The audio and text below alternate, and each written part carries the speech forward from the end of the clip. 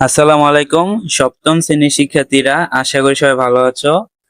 তোমরা সকলে তো প্রশ্নের অপেক্ষায় আছো। তোমাদের জন্য আমি অনেক চেষ্টা করলাম, কিন্তু প্রশ্ন পেলাম না। তোমরা অবশ্যই এনসিটিভির দেওয়া নোটিশটা দেখছো, তো আমি নোটিশটা আরেকবার দেখাই। দেখো এখানে কি বলা হয়েছে। এই যে লাস্টের লাইনটা দেখো, নৈপুণ্য অ্যাপের ইউজার আইডির মাধ্যমে এই মূল্য নির্দেশনা সমূহের ডাউনলোড এবং বিতরণ কার্যক্রম ট্র্যাকিং করার প্রয়োজনীয় ব্যবস্থা আছে। এই ট্র্যাকিং এর আলোকে কোনো প্রতিষ্ঠান কর্তৃক মূল্য নির্দেশনা সমূহ কোনো আপ্রাসঙ্গিক কমিউনিটি সামাজিক যোগাযোগের মাধ্যমে শেয়ার প্রমাণিত হলে তার বিরুদ্ধে আইনগত ব্যবস্থা করা হবে। তোমরা অবশ্যই এটা ফলো করছো এবং দেখছো যে এখানে আইনগত ব্যবস্থা নেওয়া, কেউই অনলাইন প্ল্যাটফর্মে এত বড় রিস্ক দিতে চাইবো না। এখন তোমাদের কি করা উচিত? যদি প্রশ্ন না দেওয়া হয় বা তোমরা এখন না পাও, তোমাদের এখন কি করবা?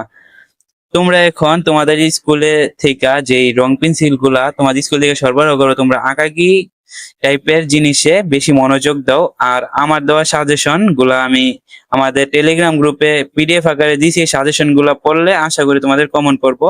আর দেখো, আমি সাজেশনটা আরেকবার রিভিশন দিয়ে দিতেছি তোমাদের।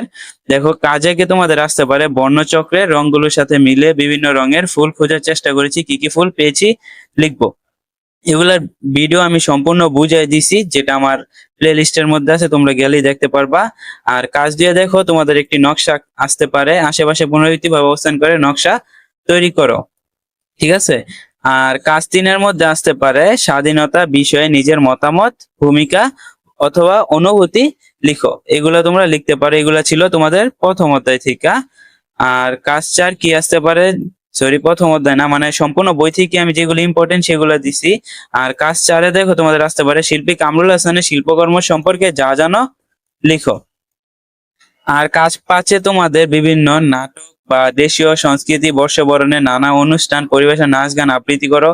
এগুলো আসতে পারে, যেমন যে কোনো একটা আসতে পারে। আর তোমরা অবশ্যই জানো যে তোমাদের স্কুল থেকে গামছা অথবা ওড়না, রং পেন্সিল সেগুলো সরবরাহ করব। তোমাদের স্কুলের মধ্যে এই সব জিনিস নিয়ে যাওয়ার দরকার নাই। তোমরা শুধু পেন্সিল, রাবার এগুলো স্কুলে নিয়ে যাবা। আর আশা করি সবার পরীক্ষা ভালো হইব। পরীক্ষার জন্য শুভকামনা। আর দুঃখিত তোমাদের সম্পূর্ণ 100% প্রশ্ন না দেওয়ার কারণে। তোমরা সাজেশন গুলো পড়ে যাও। আর সবাই বাসায় বইটা পড়ো, রিডিং করো। আশা করি যে কালকে পরীক্ষা ভালো করতে পারবা। এই পর্যন্তই ছিল আজকে। আল্লাহ হাফেজ।